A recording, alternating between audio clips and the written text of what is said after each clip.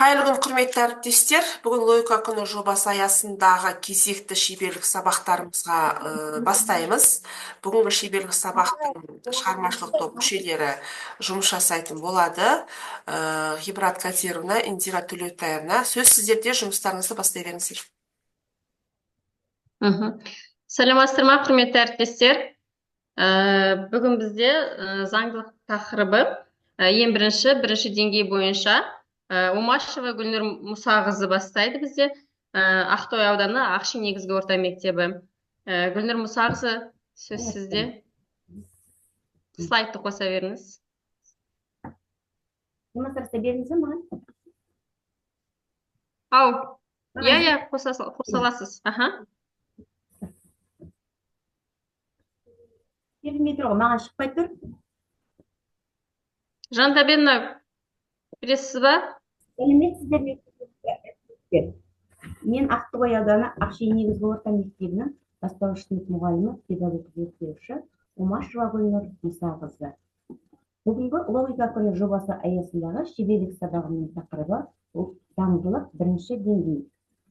Бүгін біз сіздермен заңдылық тақырыбындағы бірінші деңгей тапсырмаларын орындай отырып, есептердің шығару жолдарын, тәсілдерін қарастырамыз. Математикада түрлі заңдылықтар бар.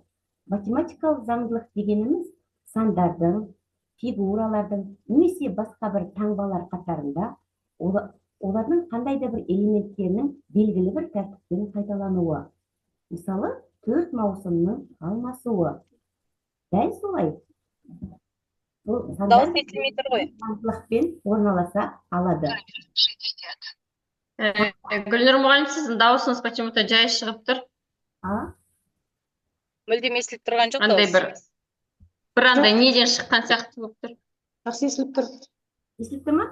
Сандар ережелерге бағынып, белгілі ретпен сандар қатарын құрайды. Тапсырмаларды орындаған кезде алдымен заңдылығын білу керек. Сандар қатарында жиі кездесетін заңдылықтар. Бірінші, өсу ретімен орналасқан сандар қатарының заңдылығын табу үшін көбінесе қосу немесе көбейту амалдарын қолданамыз. Бірінші тапсырма. Сіздер алдарыңыздағы берілген тапсырмаға қарап, заңдылығын анықтап, белгісіз санды тауып көріңіздер. А тапсырмасында 3, 6, 9, 12, 15. Барлықтарыңызға көрініп тұр ма? 18. Екінші тапсырмасында? Екінші тапсырмасында 3-ке көбейтіп отырмыз ғой дейм, мына орада. 81 болады. 81 болады, 3-ке көбейткенде. Шешу жолдарына кішкене назар салып өтейік. Яғни, бірінші мүшесінен бастап, санды 3-ке арттырып, 3-ті қосып отырдыңызда, жаңа жауаптарыңыз 18 болды. Дұрыс жауап бердіңіздер, жауап берген әріптестер. Екінші тапсырмасында да есе арттырып, 3-ке көбейтіп отырдыңыздар, 81 жауап бердіңіздер. Дұрыс қатыстыңыздар. Келесі екінші тапсырмада. Кему ретімен орналасқан сандар қатарының заңдылығын табу үшін көбінесе біз азайту немесе бөлу амалдарын қолданамыз. Алдарыңызда екінші тапсырмаға назар аударып көріңіздер. Бұл жерде де заңдылықты анықтап, белгісіз санды табамыз. 75. 4 минус 1 болады одан кейін. 1 болады, 2-ге бөлген бұл жерде. Жақсы. Дұрыс тауып отырсыздар, шығару жолдарына кішкене назар аударып өтейік. Дұрыс айта аласыздар. Яғни бірінші мүшесінен бастап санды 4-ке кемітіп, 4-ті азайтып отырдыңыздар, 75 жауабын айтқан әріптестер. Дұрыс айтыңыздар. Екіншісінде бірінші мүшесінен бастап 2 есе кемітіп, 2-ге бөліп отырдық. Жауабы 1-ге тең болды. Рахмет, қатысып отырған әріптестер сіздерге. Үшінші тапсырма. Енді өздеріңіз жаңа заңдылық бойынша, 2 заңдылық бойынша үшінші тапсырмадағы сәйкес санды тауып көріңіздер. Біріншісінде 34 болады, арасы 11-ге кеміп тұр өйткені. Әріптес айта беріңіз. Так, екіншісінде 2-ге бөлген 16 шығады. 16 шығады. Қалған әріптестерге түсінікті болып жатыр ма? Иә. Яғни, біз жауап беріп отырсыздар. Рахмет сіздерге жақсы қатысып отырғандарыңызға. Біріншісінде 34 деген жауап берген болатынсыздар. Яғни 11-ге бірінші саннан бастап 11-ге кемітіп отырсыздар. Екінші шешімші тапсырмасында 2 есе кемітіп 2-ге бөліп отыр дейді. Дұрыс жауаптар 16. Дұрыс жауаптарыңыз бар. Келесі кейбір заңдылықтар екі заңдылықтың бірігуінен болады, яғни кіріктіріліп келеді. Мұндай заңдылықтарды кіріктірілген заңдылықтар дейміз. Мұны мына 4-ші тапсырмадан байқай аласыздар. Бұл жердегі заңдылықты алсақ, белгісіз табуға тырысамыз. Бұл кіріктірілген заңдылыққа беріліп тұрған тапсырма. 7-де 44 болады бұл жерде, иә? Кішкене түсінікті қылып түсіндіріп кете аласыздар ма, әріптес? Міне, передаз біреуін тастап есептегенде 2-2-ден қосып отырдық. 1-ге 2, 3, 3-ке 2, 5, 5-ке 2 болады. 5-ке 8 мына жерде 44 болады. 44 минус көтереміз. Бұл жерде де заңдылықтың кем берілген, және 44. Иә, минус 1. Дұрыс айтасыздар. Дұрыс жауап бердіңіздер. Қарағанды қаласынан жауап беріп отқан әріптес. Мінекейіңіз. Сіздің берген жауабыңыз осындай. Яғни өсу ретімен алғашқы орналасу ретінде өсу ретімен, келесі екіншіде кему ретімен берілген болатын заңды. 5-ші тапсырмаға назар аударып көріңіздер. 5-ші, 6-шы тапсырма кішкене сәл күрделірек, бірақ осы заңдылықтарды негізінде аласыздар. Сандар қатарында бір заңдылықпен берілген, қандай да бір заңдылықпен сұрақ белгісінің орнында қандай сан жазылу керек? 29 болады мына жерде. Ал әріптес кішкене айтып кетесіз бе? Аха, 1-ге 3-ті қосқанда 4 болады. Қатар тұрған 2 санның қосындысы ғой. 1-ге 3-ті қосам 4, 4-ге 7 қосам 11, 11-ге 18-ті қосам 29, 18-ге 29 қосам 47 шығады. Қатар тұрған 2 санның қосындысының мәні шығады сонда.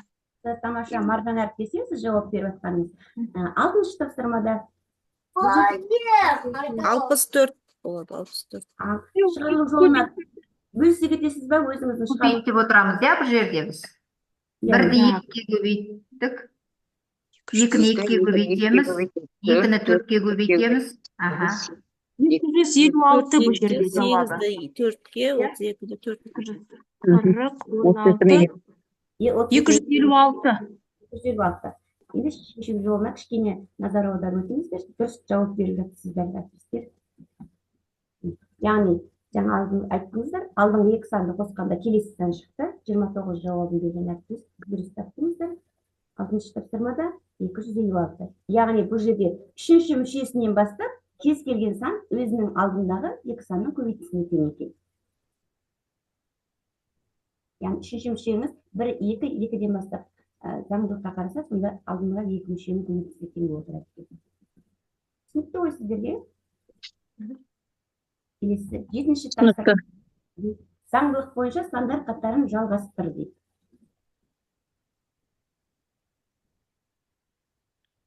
60, 44, 36, 32.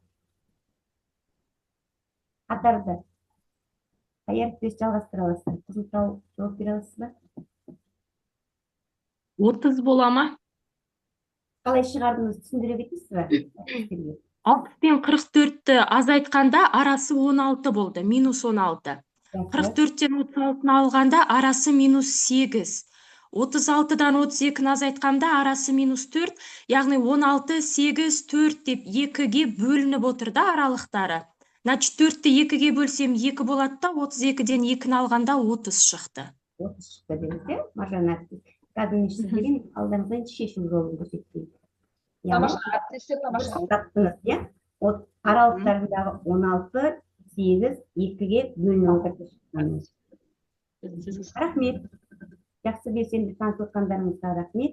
8-ші тапсырмаға назар аударып көріңіздер. Сәл күрделірек беріліп тұр бұл енді. Сандар белгілі бір заңдылық нәтижесінде алынған. Сұрақ белгісін қандай санмен ауыстыру керек? Бұл жерде қай жауап дұрыс деп тест түрінде беріліп тұр? Өздері орындасын. Жетінің жауабын қайдан көрсетіп қойыңызшы?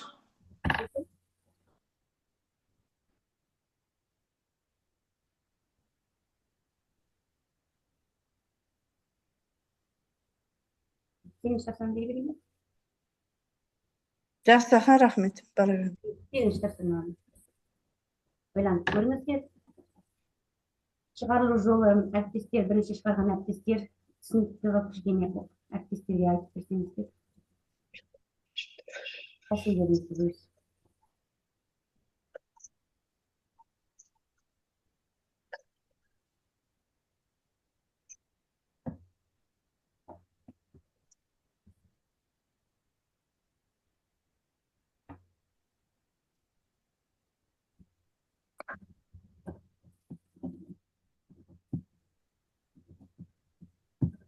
Так, 12. 12 ма? Шығарған әріптестер барсыздар ма? 12, 12. Айтып бересіз ба? Манат. Енді мына жерде 4 пен 6-ның көбейтіндісі 24, 24 2 көбейтеміз 48, 3 пен 2-ның көбейтіндісі 6, 6-ны 4 көбейтеміз 24, 2 мен 3-тің көбейтіндісі 6, 1 мен 4-тің көбейтіндісі 4, 6 мен 4-тің көбейтіндісі 24, 5 пен 1-дің көбейтіндісі 5, 3 пен 5-тің көбейтіндісі 15, сол сияқты 3 пен 1-дің көбейтіндісі 3-ті берсе, 4 пен 3-тің көбейтіндісі 12-ге тең болады. Қай жауапты бердіңіз? Гүлмария. Гүлмария. Жақсы, рахмет, міне шешуін кішкене тексеріп өтіңіздер. Дұрыс жауап бердіңіз, көресіз. Бұл жерде көбейткіштердің көбейтіндісін ретінде алынып тұр. 9-шы тапсырма. Сұрақ белгісінің орнына қайсысына сәйкес келеді?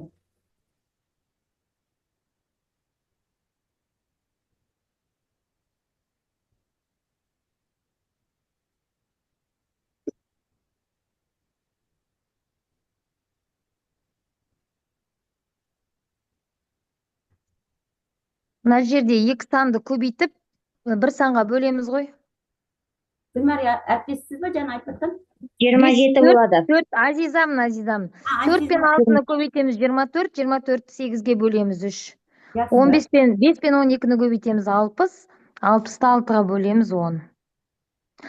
15 пен 9-ды көбейтеміз 135, 135-ті 5-ге бөлеміз 63. Жауап. Ой, Жауап. 15 емес. 15-ті бөлеміз. Дұрыс. 27. 27 ғой. 27 болады. Я, Азиза, әріптес дұрыс жауап бердіңіз. Бір жауабында 27. Сіздің айтқан дұрыс шешім. Мен дұрыс шешімін көрсетейін. Сіз тура сіздің шешіміңізбен бірдей.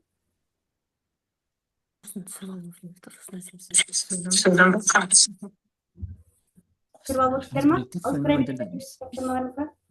Ұста беріңіз. Жақсы. 10-шы тапсырмада заңдылық танытып, X-ның мәнін табыңыз.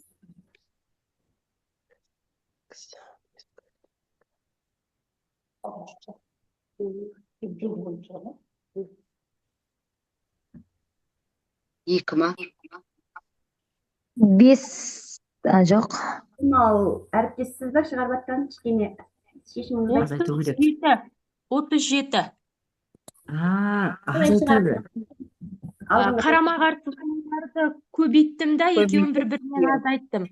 5-ті 6-ға көбейттім 30, 4-ті көбейттім 28, 30-дан 28 алғанда 2, 8-ді 4-ке көбейттім 32, 9-ді 3-ке 27, 32-ден 27-ні алғанда 5, 9-ды 5-ке көбейтеміз 45, 2-ні 4-ке 8, 45-ден 8 алғанда 37. Яғни, сіз қарама қарсы сандарды көбейткіш Көбейтіп, олардың айырмасын таптық. дұрыс әріптес. Маржан әріптесе жаңа жауап бердіңіз. Көп рахмет. Сізге жақсы ой бөлістіңіз. Міне сіздің шешім жолыңыз. Тура Вырабатывается комплексный план. Большая работа также ведется и в архивах страны. У нас есть... Яғни, орындағы мәні 37 болды. Міне бүгінгі бірінші деңгейдің тапсырмаларына белсенділікпен қатысып отқандарыңызға көп рахмет. Бүгінгі тапсырма бірінші деңгей тапсырмалары осы болғандықтан мен сұраған. Назарларыңызға рахмет.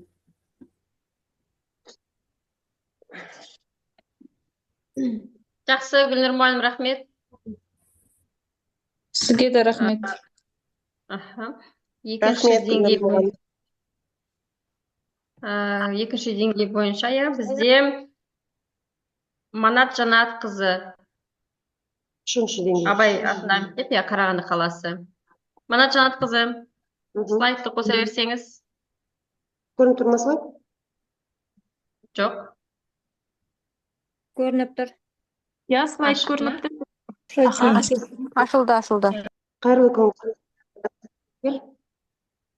Өзімді таныстырып өтетін болсам, Абай атындағы мектеп гимназиясының бастауыш сынып мұғалімі Тәжит Манат Жанатқызы боламын. Менің тақырыбым заңдылықты табудың 3-ші деңгей есептері. Ең алдымен осы тапсырмалар, заңдылық тақырыбы бойынша тапсырмалар қалалық, облыстық, республикалық олимпиада кездескен тапсырмалардан іріктеліп жиналып сіздерге ұсынып отырмын. Бірінші тапсырмаға назар аударайық. 4 пен 5-тің мәні 13-ге тең, 5 пен 5-тің мәні 15-ге тең, 12 мен 10-ның мәні 34-ге тең, 2007 мен 2008-дің мәні белгісіз. Яғни қандай заңдылық екенін анықтап, осы өрнектің мәнін табуымыз керек. Үш бұрышта қандай сан, қандай амал жасырынғанын есептеп көрсеңіздер. Так. Енді 10 шығу керек.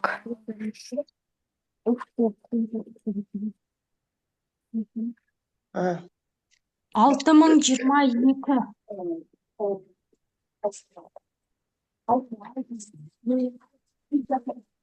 Жақсы, енді түсіндіріп өтсеңіз қалай шықты? 6022-ні ма? Бас жағынан түсіндіре кетейін, я. Мына жерде біріншісінде 4, сосын 3 бұрыш 5, 13 тұр ғой. 4-ке 5-ті қостым 9, сосын бірінші санды қостым 4-ті. 13 болды. 5-ке 5-ті қостым 10, бірінші санын қайтадан қостым 15 болды. 12-ге 10-ды қостым 22, бірінші 12-ні қостым 34. Мына жерде де тура солай. 2007-ге 2008-ді қостым 4015 болды. Оған бірінші тұрған 2007-ні қостым 6022 шықты. Жақсы, бұл жерде қосуды көбейтумен де алмастырып шығаруға болады. Сіз қостыңыз, мен көбейтумен шығардым. Иә, мен қосып отырмын бәрін. Иә. Әріптестер, белсенді болайық. Бізде Маржан мұғалім ғана белсенді отыр ғой. Барлығымыз белсенді болып жауап бере отырайық. Ойландыруға шама бермей жатыр ғой Маржан мұғалім. Маржан мұғалім тез шығарып беріп жатыр ма? Иә, Маржан мұғалім келе салмай жатырмыз. Есептеп шығарғанша ол кісі уже айтып бәрін. Шешіп қойып жатыр.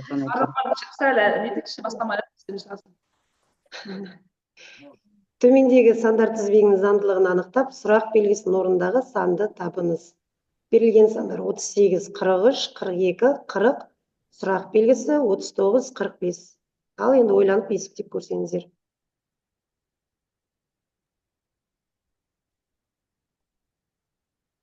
Сегіз, екінші тарса 38, 43, 42, 42, сұрақ 39, 45. Так, бұл жерде 41 мен 44 саны қалып болған ғой. 43-тен 38 азайтқанда. Жоқ, мына жерде 3-тен 8-ден 3-ті алыстыр 5, 38-ге 5-ті қосамыз 43, солай сияқты. Иә, біріншілер жақсылар, енді арадан есептесеңіздер. 4-тен 3-ті аламыз 1, 40-тен 1-ді аламыз 42. Иә, сандарға назар аударамыз. Арада менің ойымша 38 деген тұр ғой. 8-ден 3-ті азайтамыз 5 болады. Иә? Иә. Сол 38-ге қайтадан 5-ті қосамыз 43. 4-тен 3-ті азайтамыз 1, 43-тен 1-ді азайтамыз 42. Осындай заңдылықпен шығады ғой, иә? Соны ойланышы. Қандай заңдылықтан? Сандарға қараңыз, ондығы бірлігіне назар аударыңыз. Қандай заңдылықты алып шығамыз осы жерден? Бірінші санда мысалы, менің айтып отырғаным қосу, екі азайту солай кетеді. дұрыс айтып отырсыз. Ондық бірлігіне назар аударыңыз. 38-ден 3-ті азайтамыз 5 болады. Сосын 38-ге қайтадан сол 5-ті қосамыз. 43 болады.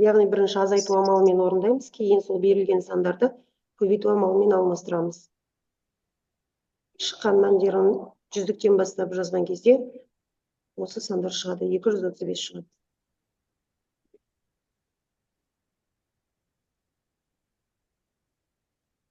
Келесі бетке ауыстыра берейін ба? Ауыстыра беріңіз. 5-ші тапсырма. Бұл жерде қандай заңдылық бар? Алдындағы тапсырмаларға ұқсайды.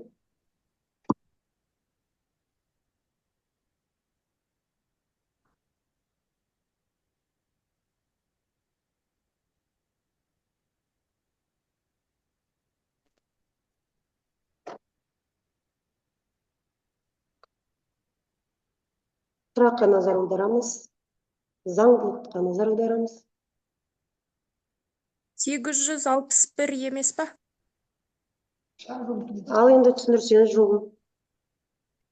Мына жерде міне біріншісінен бастайық, иә, 1 сосын 3 бұрыш 2 тұр ғой. Сол жерде яғни 1-ді 2 рет қайталап жазу, яғни 1 қосу 11 деген сияқты. 2-ні 3 рет қайталап жазған, 2 қосу 22, қосу 2 22.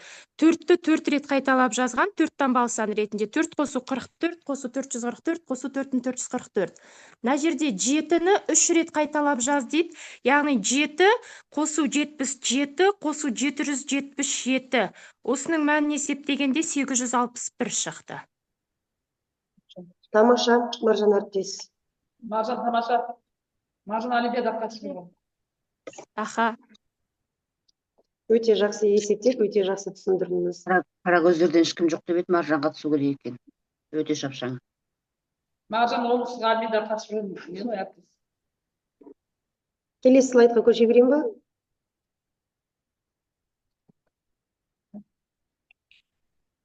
Келесі 6-шы тапсырмаға назар аударайық. Бұл республикалық олимпиадада берілген тапсырма. Сурет берілген, суретке белгілі бір заңдылықпен сандар орналасқан. Және 15-ші бағандағы сандардың қосындысын есептеп табыңыздар.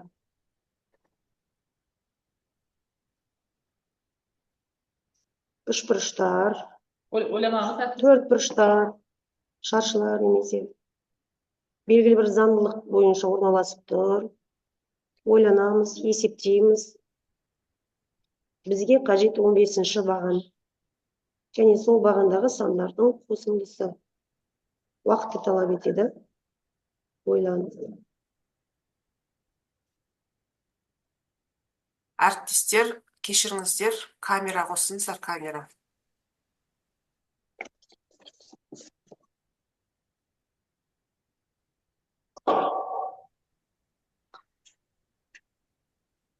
Ойланамыз әріптестер. Республикалық тапсырма былтырғы.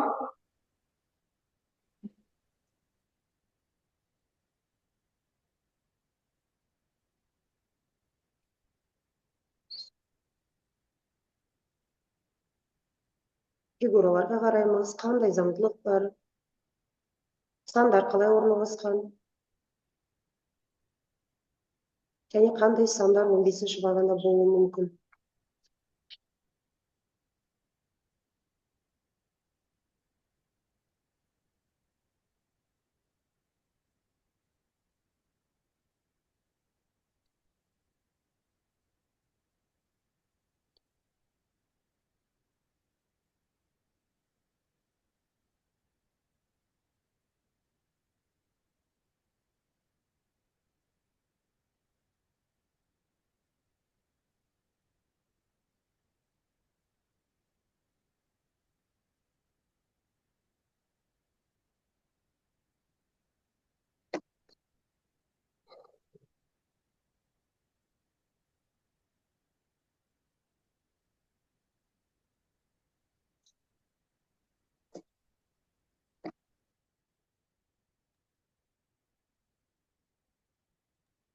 Жиырма тоғыз. Жоқ. Бұл жерде ойлану қажет. Қараңыздар. Қосындысы дейді екен ғой, мен санның өзін тауып тұрмын. Қосындысы үлкен сан шығады.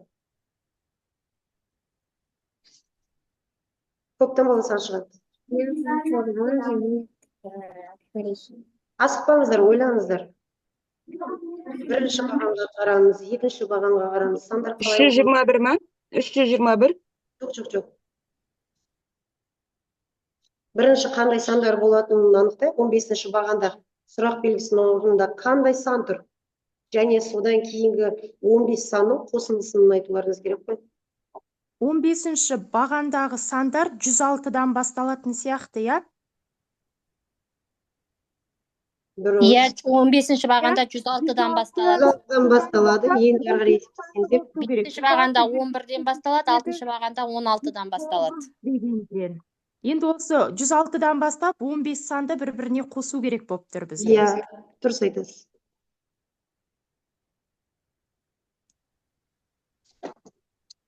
Өйткені республикалық олимпиадада кездескен тапсырма күрделі.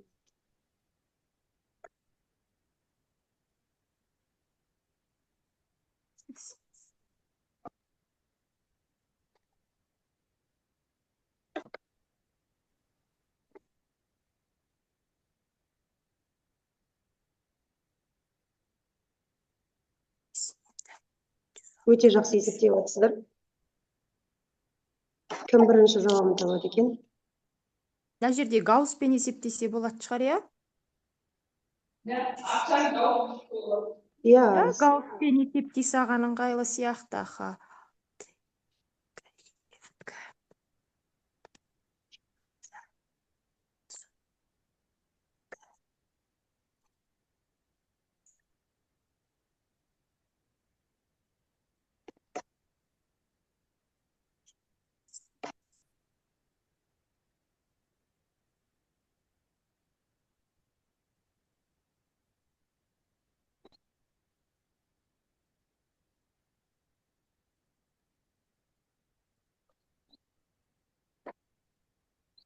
Мың 695. Тағы басқа жауаптар бар ма екен? Әдемі қате есеп жоқ, вроде бы дұрыс есептеген сияқтымын. Жауабыңыз дұрыс, 1695. 1695 Гаусспен есептедім, аха. Ал енді түсіндіріп берсеңіз, қандай заңдылық маржанның әріптес? Мына жерде енді әр бағанда, мысалы, біз жаңа енді сандарын анықтадық қой, оны айтпай-ақ қояйын, или айтып өтейін бе, түсіндіріп? Айтып өтсеңіз. Аха, мысалы, бірінші бағанда бір сан жазылған, екінші бағанда екі сан жазылған ғой. Соны бірге үшті қосқанда 4 болды да. Аха, қас, мен сіздікі что-то. Я, в общем, қалай айтсам екен? Қалай түсіндірсем екен? В общем, ең соңғы 15-ші бағанда 106-дан бастап 120-ға дейінгі сандар шығатынын анықтап алдым. Мысалы, бірінші бағанда 1 сан, екінші бағанда 2 сан, үшінші бағанда 3 сан, төртінші бағанда 4 сан, бесінші бағанда 5 сан ғой. Значит, 10-ға 5-ті қостым, 15 болды, о жердегі сан 15-пен аяқталды. Келесі 6-шы бағанға табу үшін 15-ке 6-ны қостым, 21-мен аяқталады, ол бағамның саны. 7-ші бағанды табу үшін 21-ге 7-ні қостым, ол баған 28-бен аяқталды. Сосын 8-ші бағанды табу үшін 28-ге 8 қостым, 36-мен аяқталды. 9-шы бағанды табу үшін 36-ға 9-ды қостым, 45-пен аяқталды. 10-шы бағанды табу үшін 45-ке 10-ды қостым, 55-пен аяқталды. 11-ші бағанды табу үшін 55-ке 11 қостым, 66-мен аяқталды. 12-ші бағанды табу үшін 66-ға 12-ні қостым, 78-бен аяқталды. 13-ші бағанды табу үшін 78-ге 13-ті қостым, 91 болды. 14-ші бағанды табу үшін 91-ге 14-ті қостым, 105-пен аяқталды. Значит, 15-ші баған дегеніміз 105-ке 15-ті қостым, 120-мен аяқталады. 106-дан бастап 120-ға дейінгі сандарды бір-біріне қосу керек болды. Бізде Гаусс әдісімен екі шеткі сандарды қостым. Бірінші сан мен соңғы санның қосындысы 226 болды. Сондай менде 7 жұп барда 226-ны мен 7-ге көбейттім. И 8-ші 113-тің өзі қалды. 226-ны 7-ге көбейткенде 1582, оған 113-ті қосқанда 1695 шықты. Дұрыс. Мына жалпы мына жерде бірінші бағанда мысалы 1 сан, екінші бағанда 2 санның қосындысы Және бұл сандар өсу ретімен беріліп тұр ғой, қайталанбайды бұл жердегі заңдылығымыз. Және ең соңғы сандардың қосындысы 1695-ке тең болады. Жалпы 15-ші бағандағы сандар 116-дан басталып 120-ға дейін сандар берілген. Дұрыс есептедіңіз. Әріптестер, мынау тапсырма республикалық олимпиада кездескен тапсырма, иә? Осы тапсырманы шығарып отырған екі әріптесіміз бар екен, өте қуаныштымын, мен қуанышты отырмын. Келесі жылға алтын торға дайындалыңыздар облысқа, республикаға. Ғибрат Кадирна бұл жерде жаңағы Манат мұғаліммен бірге жасаңыздар ғой, Индира Туртаяна. Бұл кісілер жаңағы Ғибрат Кадирнаның осы жақында Ақкүнән екеуінің тура осындай күрделі тапсырмалар жинағы бекітілді УМЦ-да. Соны сіздерге тарататын боламыз. Сол бойынша дайындаласыздар. Және де Ғибрат Кадирна үнемі осы республика көлемінде өтетін, облыс көлемінде өтетін бүкіл күрделі жоғары тапсырмаларды жинақтап жүр қазір. Бұл кісі кәдімгідей биыл кішкене намыстанып, қазақ ұлты орын алмады деп соған жаз бойы общем дайындаймыз. Сіздер соған осы жерде отырған жаңағы Марпа мұғалімді көріп 1695 деп шығарған кім? Тағы да бір мұғалім шығарды ең бірінші. Иә, осы да күрделі есеп шығарған мұғалімдерді осы зумдағы запись қой, сол арқылы анықтаймыз да, сіздерді сол дайындайтын боламыз бұйырса. Жалғастыра беріңіз. Жақсы, енді ары қарай тапсырмамызды орындай берейік. Белсенділік танытайық. 7-ші тапсырмаға назар аударайық. Заңдылықты анықтап, бос орындағы сандардың қосындысын табыңыз. Бұл енді жаңағыдан кейін өте жеңіл қарапайым тапсырма болып болады.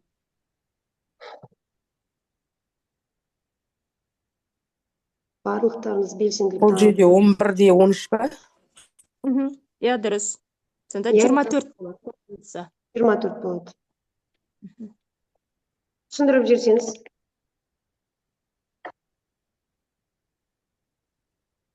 Мына жерде бағанағындай ғой, сандар Иә, 8-ді 2-ге бөліп 44, 2-ге бөліп саласыз.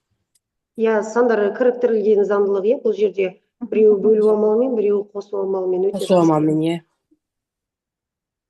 Ендеше 8-ші тапсырмаға көшейік.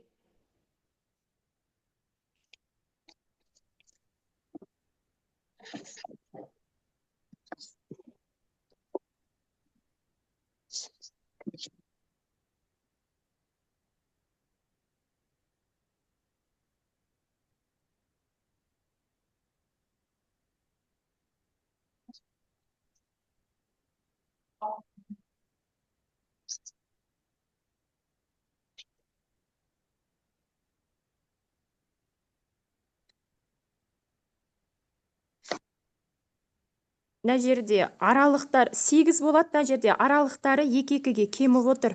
Бірінші 98-ден 78-ді алғанда 20, 78-ден 60-ды алғанда 18, 60-дан 44-ді алғанда 16, 44-ден 30-ды алғанда 14, 30-дан 18 алғанда 12, мына жерде 18-ден 10-ды алу керек, сонда 8. Аралығы 2-2-ден кеміп отыр. 20, 18, 16, 14, 12, 10 деп 2-2-ден кеміту керек. Өте тамаша, Маржан әріптес. Жақсы түсіндірдіңіз. Маржан, маған семинар біткеннен кейін хабарласасың. Жақсы, Ғибрат мұғалім. Тағы да жаңа бір әріптес шығарып отыр еді ғой. Таппай қалдық сізді. Әріптестер бәріміз белсенді болайық та, Маржан мұғалім кішкене мүмкіндік бересі басқа мұғалімдерге. Жақсы, өзім іштей шығарам енді. Жоқ, ешкім жауап бермей тұрса айтасыз ғой. 9-ші тапсырма.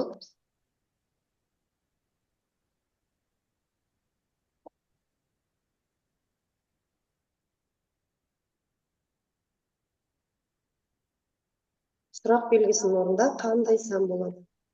Яғни сандар мен фигуралар белгілі бір заңдылыққа сәйкес берілген.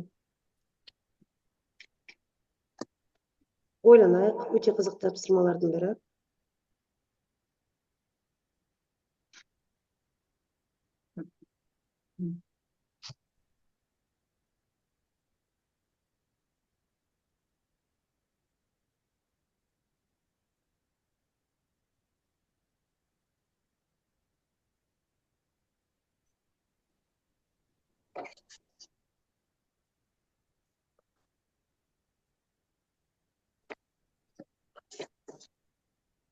Фигураларға қарсы. Әріптестер шығарайық та. Сандарға назар аударамыз. Бағдармен өзі көрсетіп түсіндіріп тұр. Қандай заңдылық бар?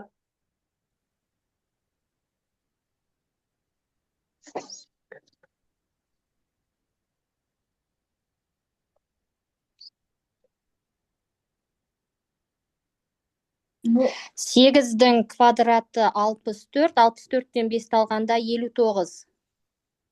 5-тің квадраты 25, 25-тен 4 алғанда 21. 7-нің квадраты 49, 49-дан 3 аламыз 46. 3 тең болады, 4 4-ке тең болады. 6-ның квадраты 36, енді 36-тан нешені азайту керек? Сол 36 өзі қалады, мына жерде бұрыш жоқ қой өйткені. Шеңберде бұрыш болмайды, 36-ның. Жоқ, шеңберде бір санға тең болуы мүмкін ғой. Так, 4 шықты. 36 болады. Жоқ, Құралай әріптес. Шеңбер ешқандай санға тең емес, сосын 36-ның өзі қалады. 36 болады, Қалай есептедіңіз, соларды түсіндірсеңіз, неге 5-ті азайттыңыз, неге 4-ті азайттыңыз? айтып отырмын ғой, 8-дің квадраты 64, 8-дің сыртында 5 бұрыш тұр, сондықтан 5-ті азайттым. Орайы.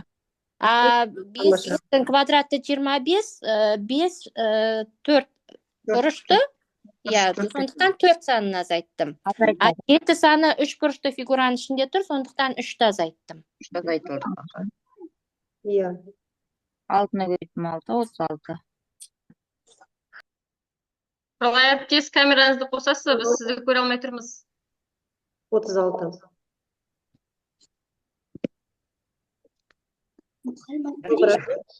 Енді ең қызықты тапсырма қалды.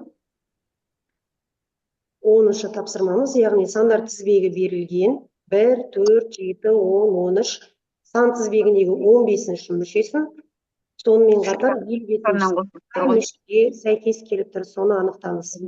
1-ге 3 қосамыз 4, 4-ге 3 қосамыз 7, 7-ге 3 қосамыз 10, 10-ға 3 қосамыз 13, 13-ге 3 қосамыз 16. Солай ма? Енді аралығын таптыңыз, ары қарай есептейік. Аралығы. 5-ші мүшені және 55-ші сан қай мүшеге сәйкес келіп тұр? Сұраққа назар аударамыз. Бұл формулаға салып та шығаруға болады. 15-ші сан 43. 15-ті 3-ке көбейте саламыз, е? 43 болады сонда. 55-тің қай мүше?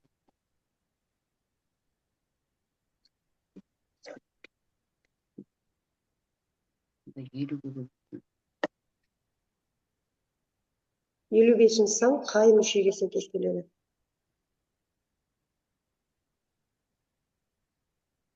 Емес па?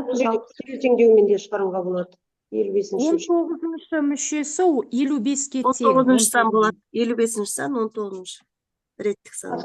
Қалай шығардыңыз? Түсіндіріп өтсеңіз.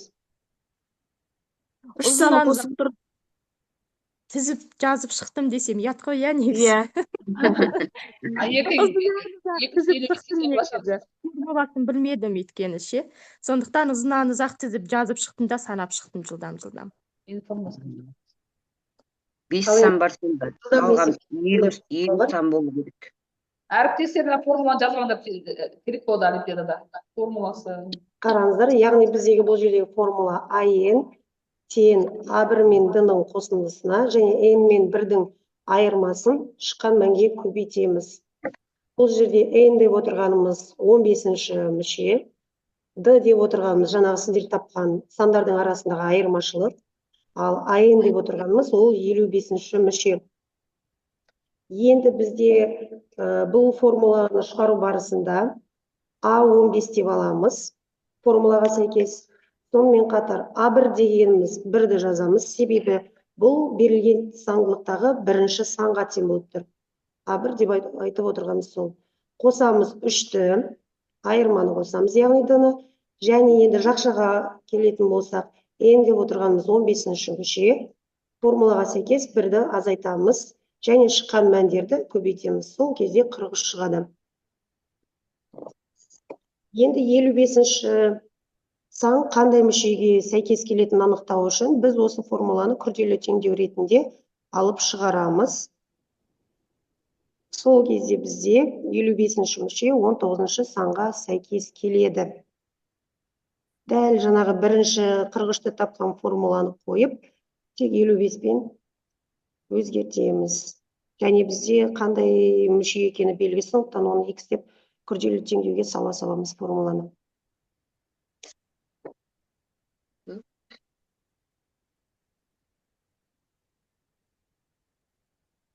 Түсінікті болды ма? Әріптестердің формуланы жазып алыңыздар. Ертең тізбектеп жазылмайды бұл есептерде. Кейін цифра үлкен болса, мынаған қойып шығарасыздар. Міне ең бірінші тұрған бұл формула. Осы формула бойынша шығарасыздар. Уақытты үнемдеуге өте қажет формула.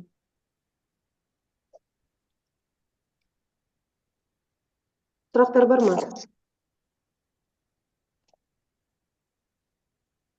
Кешіріңіз, анау 9-шы тапсырманың алтының несі бойынша шеңберде тұрған соны көрсетіп жүріңізші қайталап.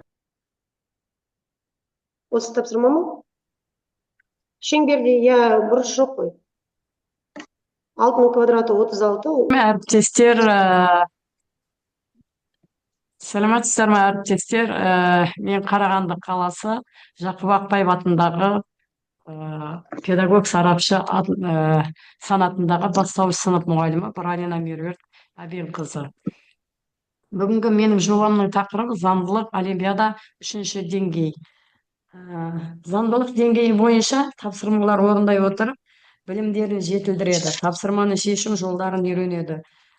Енді бұл 3-ші деңгейді жаңағы олимпиаданы сіздер білесіздер. Ноябрь айынан бастап біз осы жобаны олимпиадаға қатысып отырмыз. Және осы әріптестердің ішінде белсенді түрде өте жоғары деңгейде қатысып отыратын әріптестер көп.